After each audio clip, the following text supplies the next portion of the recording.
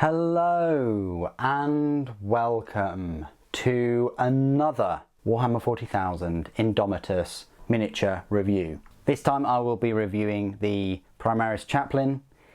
Yes, you heard that right, there is already a Primaris Chaplain out and about in the wild. You can pick one of those up for I think £22.50, but presently the only way to get this guy is in the INDOMITUS box set, which you can see behind it, and there is still time, ladies and gentlemen, to subscribe and to like the box set giveaway video and leave a comment of which you think is your favourite model in the set. It may even be this one. It's not my favourite model in the set, but anyway, regardless of whether it is or isn't, I'm going to go through a review of him.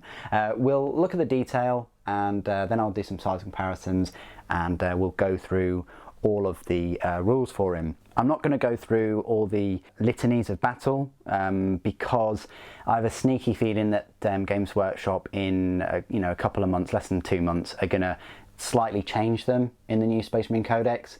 So I'm going to leave that for now. So apologies that I'm not going to go through all of those litanies, but when the new Codex drops, then I will make it my mission, because they might bring out another chaplain, a third one. I don't know. Maybe they won't. But I'm going to go through this model's litanies of battle anyway, in a separate litanies of battle video or a special chaplain focus video. So please do check to the channel when the new Codex drops within the next 2 months.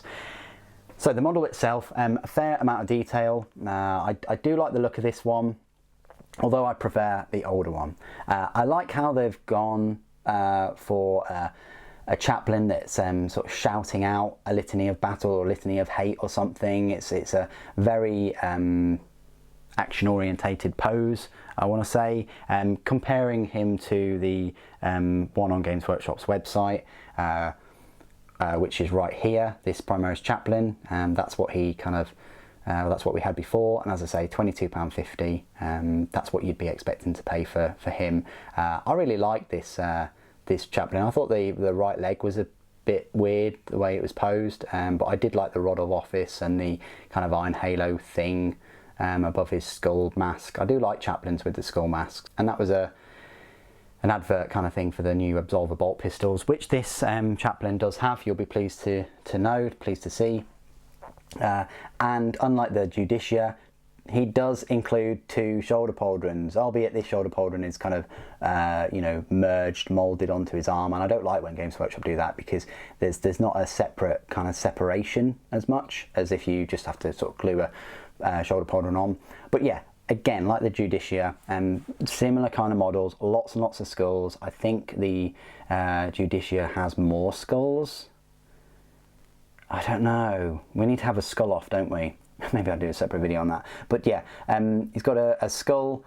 I think maybe the chaplain's got more skulls. He's got a skull on his knee plate. He's got a skull on his little cross, a skull kind of icon totem thing on his chest plate, on his tacet, on his Crozius Arcanum. Did I say chest plate? Yeah.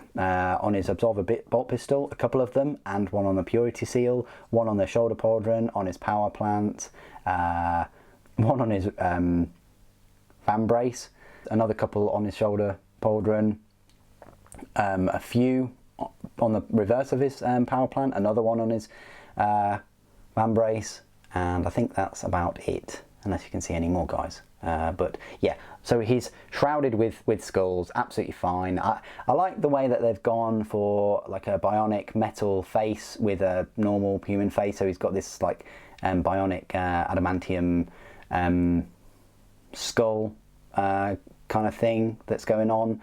He's going to look really good in like Iron Hands colours and things, with the bionics and the flesh is weak kind of thing, so going on. But yeah, does the trick. I like the action pose. So yeah, there's a lot going on, and a bit of a scenic base too. So what we'll do is we'll just compare him to his kind of brother in arms, I guess, his Judicia. Let's have a look at these two side by side. So there you go. They're looking pretty similar, but yeah, usually the chaplain has more skulls, and the chaplain has a skull helmet, but this time it's the Judicia that's borrowed his skull helmet. They're both very imposing. You could have them as separate HQ choices. You could just have the Chaplain leading your Primaris, which is, you know, possible. But yeah, that's a size comparison with the Judicia. The Judicia is a little bit taller, but that's mainly because of the pose. Comparing him to the Captain, obviously the Captain is the tallest HQ choice for your Primaris force in the set, and that's mainly because of he's standing on this big sort of scenic base thing, and he's got this massive shield. Compared to the Lieutenant, similar kind of height there with those two.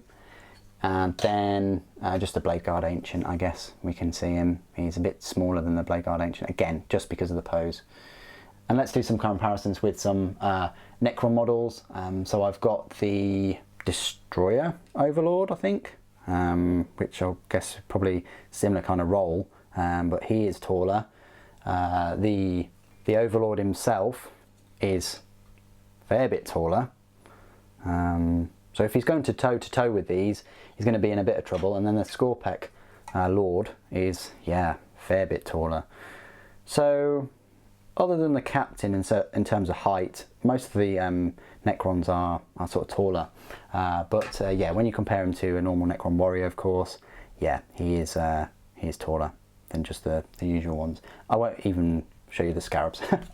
Anyway, so compared to the last three models that I always like to do a size comparison with, which are right here.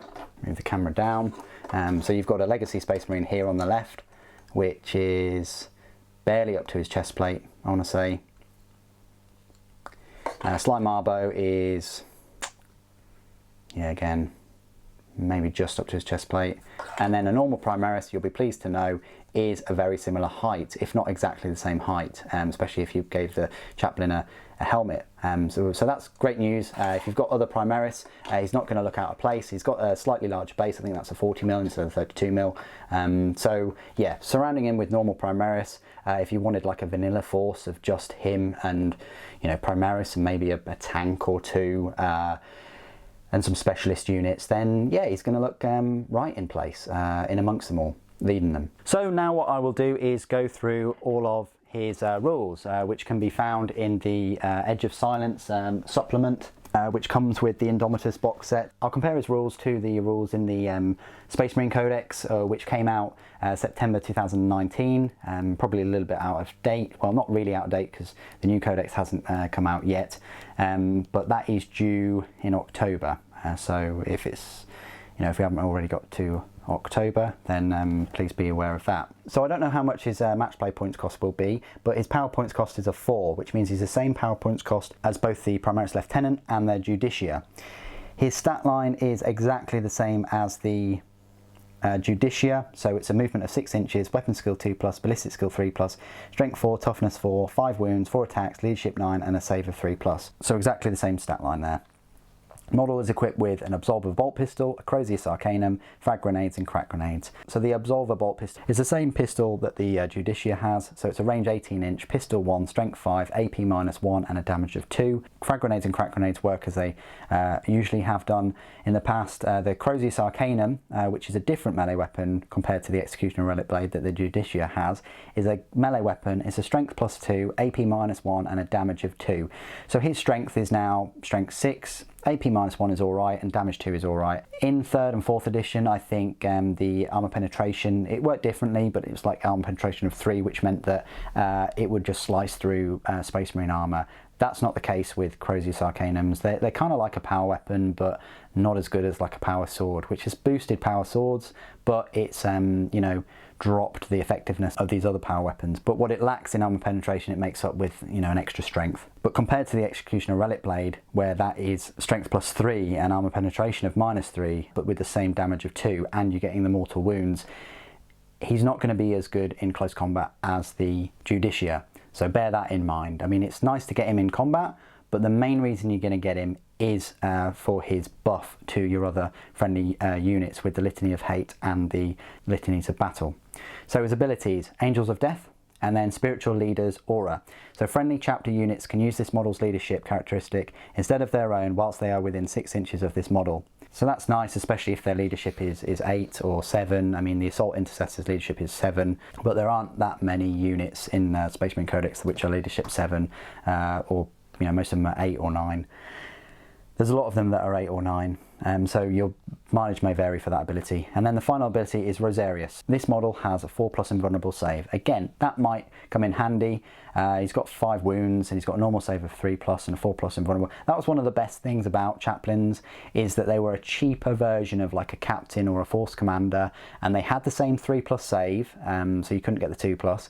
But they always had this Rosarius, which gave them the same invulnerable save as if you gave Captain an Iron Halo, which, you know, is still around today, and the Primaris Captain has an Iron Halo. Now, he is a priest, so this model knows the Litany of Hate, which I will explain, and 1 litany from the Litanies of Battle. For that, you need to see the Space Marine Codex. In your command phase, if this model is on the battlefield, it can recite 1 litany it knows that has not already been recited by a friendly model that phase. Roll 1d6. On a 3+, the recited litany is inspiring and takes effect until the start of your next command phase. So, Litany of Hate. If this litany is inspiring, you can reroll hit rolls for attacks made with melee weapons by models in friendly chapter units whilst their unit is within 6 inches of this model. Boom. That's the main reason why you're going to get him, is this Litany of Hate aura, where you can reroll the hit rolls for your melee weapons. He's really going to work in synergy with the Judicia, even though the Judicia is not going to worry too much about getting 1s in close combat, but he's going to work very well with the veteran squad and the lieutenant and the assault intercessors more than anything, because they have a decent number of attacks, but their weapon skill, I say, is only 3+, still pretty decent. The keywords: Imperium, Adeptus Astartes, Infantry, Character, Primaris, Priest and Chaplain. So how does he compare to the Primaris Chaplain of the Space Marine Codex of 2019? Well, he's got exactly the same stat line. However, the Crozius Arcanum is now a Strength +2. It used to be a Strength +1. But he's got the Litanies of Battle, and the Litany of Hate still works the same as it usually has done. Be interesting if they change the Litanies of Battle in the new Codex coming out in October.